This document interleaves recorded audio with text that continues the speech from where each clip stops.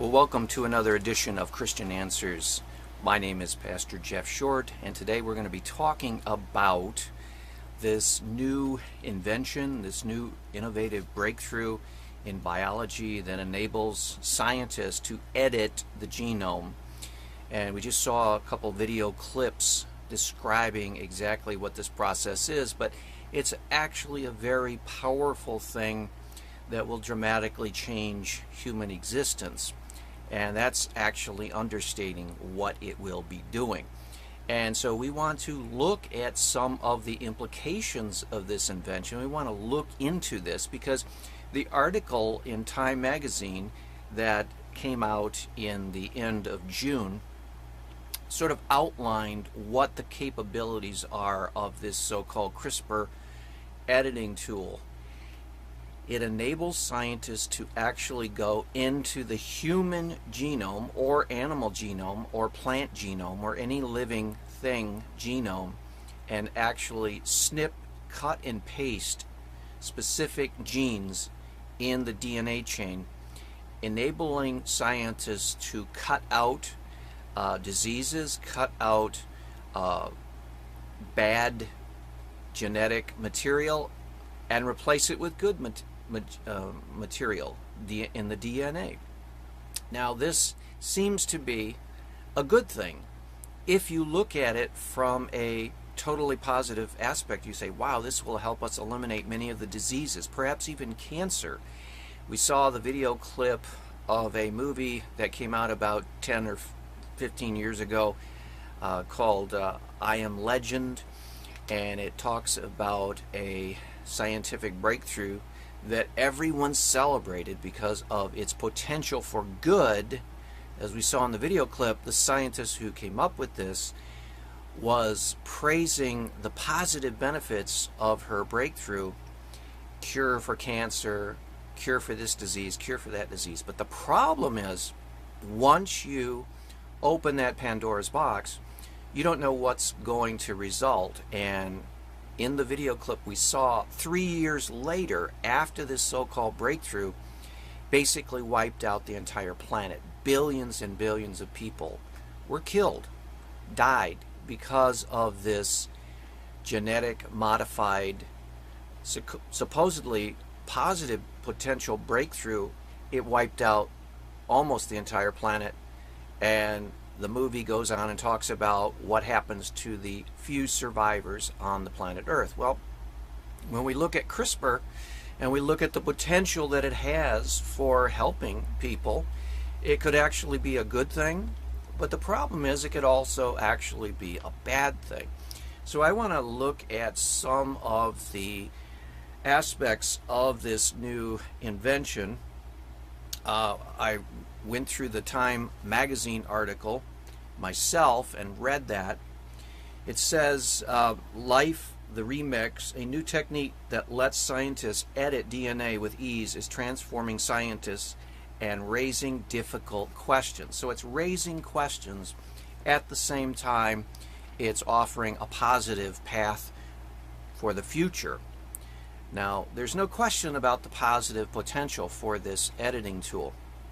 What it basically does is this CRISPR technique can allow a scientist to go in to a human embryo, for example, and see that there is a genetic malfunction. It could be Tay-Sachs disease, it could be sickle cell anemia, it could be a number of different genetic disorders. And by taking this CRISPR editing tool, they can go into the genome and correct that malfunction of the genetic code there. And that's a great, great, great potential. It can also eliminate a lot of birth defects in human babies. It can detect, we can detect now these genetic malfunctions in human embryos, and by using this technique we can go in and actually correct those genetic malfunctions. So it is a great breakthrough on the one hand for the positive.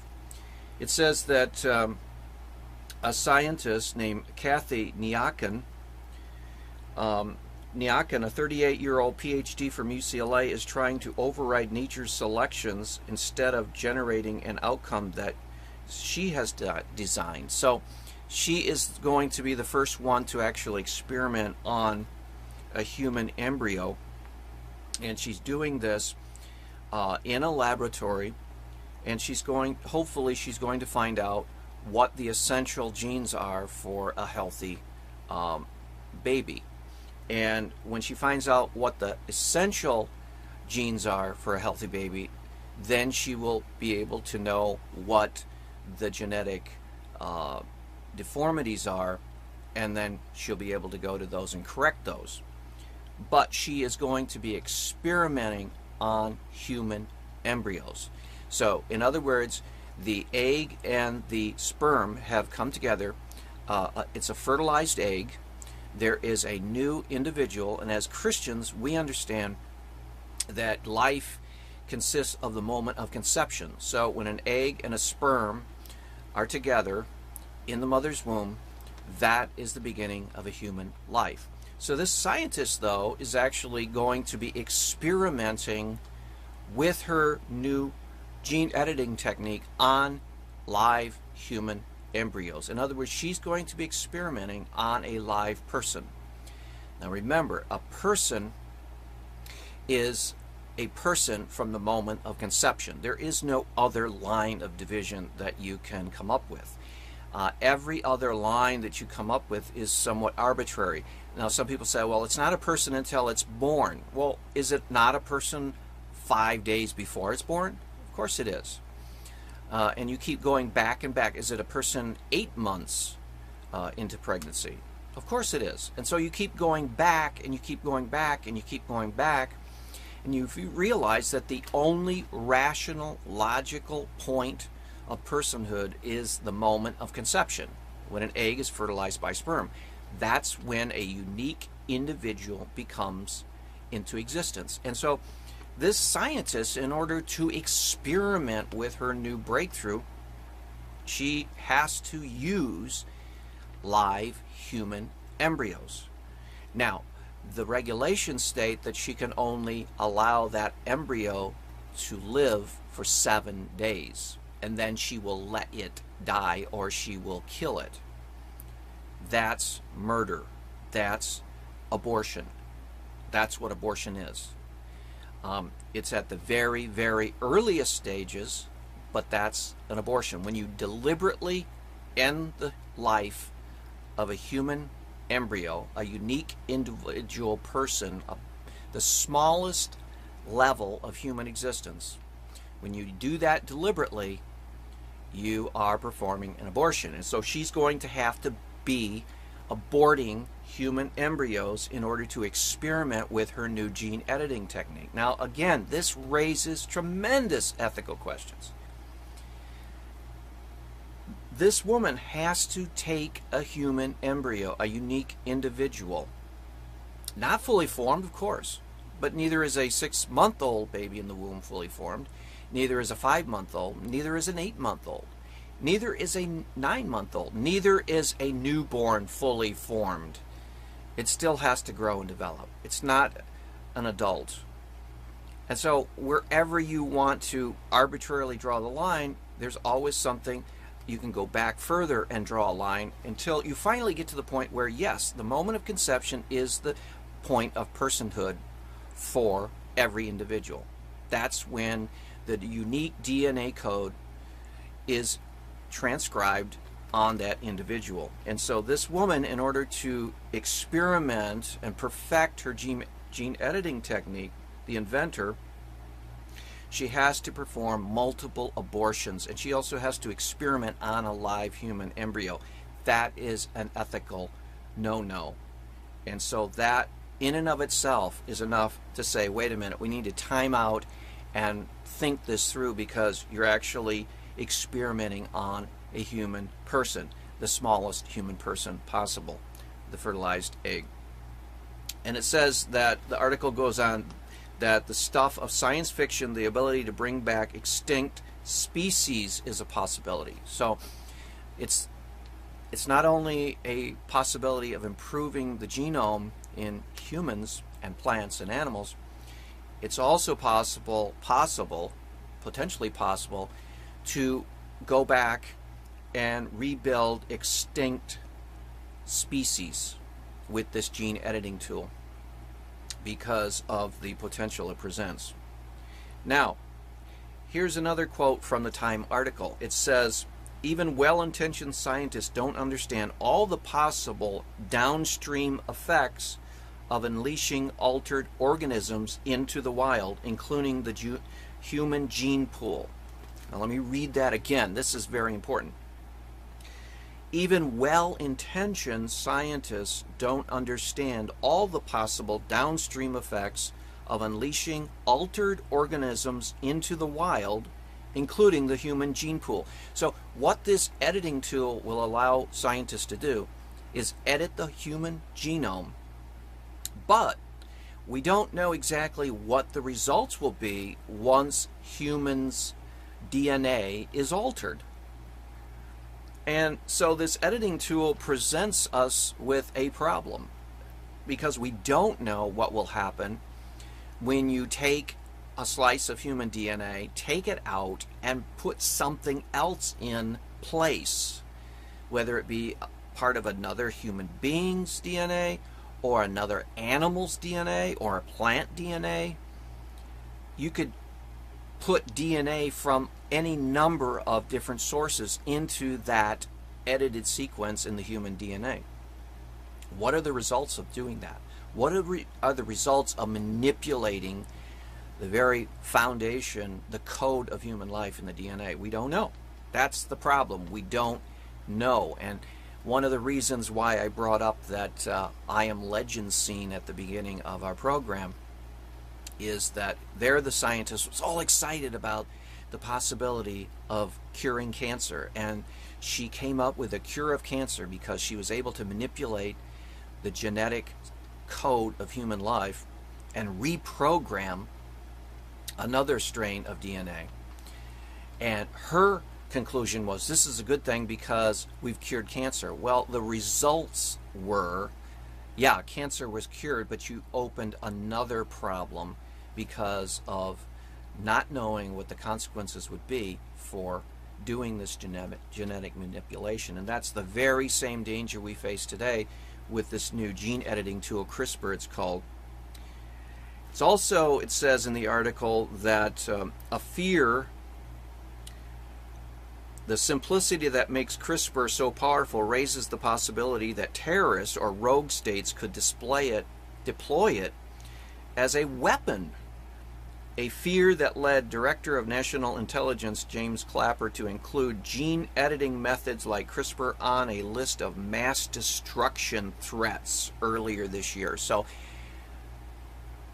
our National Defense Department is beginning to look at the implications of this gene editing tool and saying this is a potential weapon of mass destruction, because all it takes is some terrorists editing a sequence of DNA and then getting that sequence out into the population, and it could lead to a widespread epidemic of some incurable disease. Remember, the diseases that are running around out there now, most of them, almost all of them, have a known cure. There's an immune system response somewhere that can be used as a vaccine.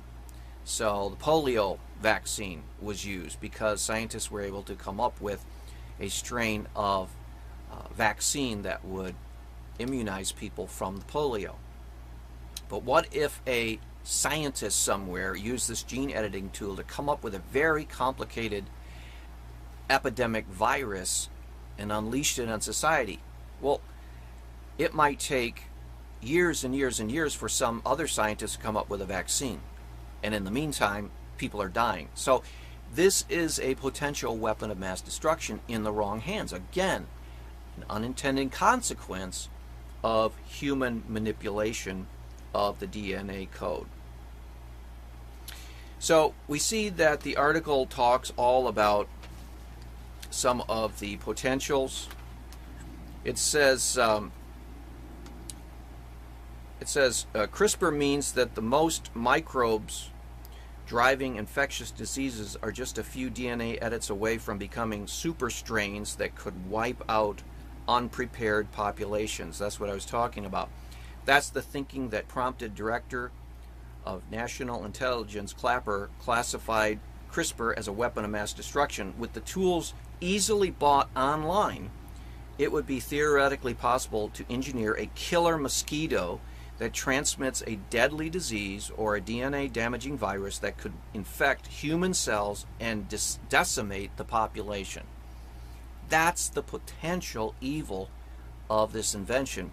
And we're seeing this possible scenario from the movie I, Legend played out in the years ahead as human beings get the awesome ability to edit their own DNA. Now, we saw what happened with the invention of the atomic bomb.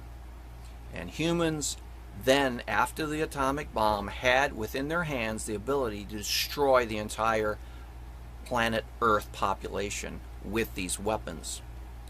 And we're still holding our breath. No one has done that yet. No one has used these weapons of mass destruction since the end of World War II. We're holding our breath. We read about times during the Cold War between Russia and the US when there were very close encounters where it almost triggered a thermonuclear war. Well, here we have another threat to humanity, and that is this gene editing tool. Yes, a lot of potential there for good, but a lot of potential for evil. It's just a matter of time before it gets into the wrong hands and used for the wrong purposes. And that's the problem. That's humanity. Now, the Christian worldview says that humans are fallen. They're sinful. They're under the power of the world, the flesh, and the devil. And so given enough time, they will do evil. They will sin. They will fall. And so that's what we have to take into account. We can't just look at things from a positive perspective. We also have to look at things from a negative perspective and say, do we want this kind of power in the hands of sinful humanity? And looking at the world today, I would say no, we don't want this power in the hands of sinful humanity, because it will be used against humanity for destruction. Here's another quote from the Time article. It says, here we have a technology that enables us to alter human evolution. So if you buy into the theory of evolution, if you assume that evolution is true, which I don't, but if you do buy into the theory of evolution, here's a technique they're saying that can actually change human evolution. You could edit out certain diseases. That would be good. But you could edit in certain other DNA genes. For example, you could have a person with the strength of a gorilla. And you would then be able to manufacture super soldiers who you could grow in a laboratory, and then when they are ready and trained to fight, you could unleash these super soldiers that have been genetically modified, DNA modified. You could have 8-foot high, 400, 500-pound soldiers fighting normal human beings. And you could see the potential for evil. Someone like a Hitler or the Nazis, if they had this kind of technology, they could have developed these super soldiers genetically and then unleashed them on the battlefield. And that is another possible awful thing. Another awful scenario could be is if you edit the DNA and you mix humans and animals. You could have intelligent creatures like flying birds, huge flying birds with the intelligence of a human, or you could have fish in the sea swimming about with the intelligence of a human, or you could have all kinds of hybrids, human-animal hybrids. There's just all kinds of problems that could be created when you start manipulating the DNA genetic code at that fundamental level. So there is potential for good, definitely, but there is so much potential for bad that you just wonder if this is something that we really want to see happen, because it would take some kind of a massive world government to regulate the use of this CRISPR editing tool so that it wouldn't create monstrosities, it wouldn't create evil that humans always seem to come up with, evil, whenever they do something. So we have this great tool that has great potential. With this CRISPR editing tool, cancer could be cured. All kinds of genetic deformities could be cured, so that the point where a woman, when she gives birth, she would know before even birth that this baby was going to be 100% healthy and would be have the best genetic DNA possible. But then on the other hand, this raises questions about the eugenics movement. You know, the eugenics movement in the early part of the 20th century was aimed at creating a pure genetic gene pool.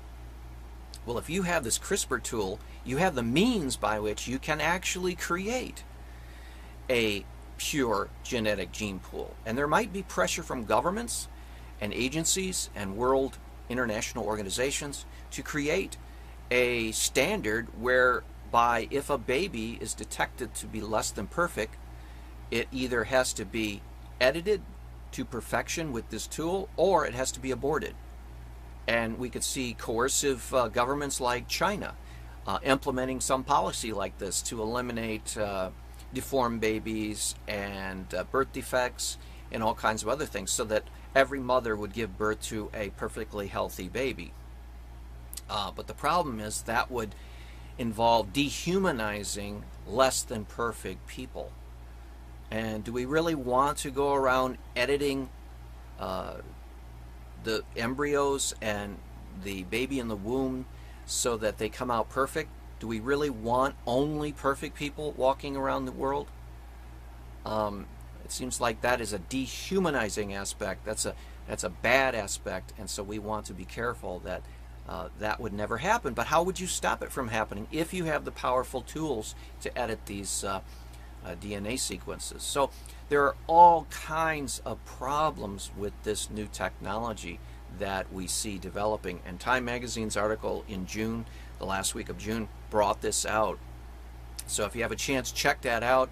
And we need to be praying that people come to their senses. Just because we can do something scientifically doesn't mean that we should do something. On this special tool that's been developed, there needs to be a whole lot of thinking before this thing is thrust out into the public, because this has the potential of ruining the entire planet, as we saw with the video clip at the beginning of the program from the movie. What seemed to be a cure for cancer turned out to be a death plague for the entire world. That thing could happen again and again and again if people are manipulating genes at the DNA level. So we need to be careful about that. We need to pray about that. This may be a sign that we're in the end times. The Bible talks about the end times, Judgment Day. This could be another end time sign. We don't know. But as Christians, we need to be praying. We need to be seeking God's wisdom. And we need to trust in Him. If you're not a Christian, I urge you to become a Christian today. You might be facing some terrible, turbulent times. And you're going to need your grounding in God and not man. If you trust in man, you're going to be disappointed. If you trust in God, you will not be disappointed. So thank you for watching. God bless. We'll see you back here next week on another edition of Christian Answers. Bye now.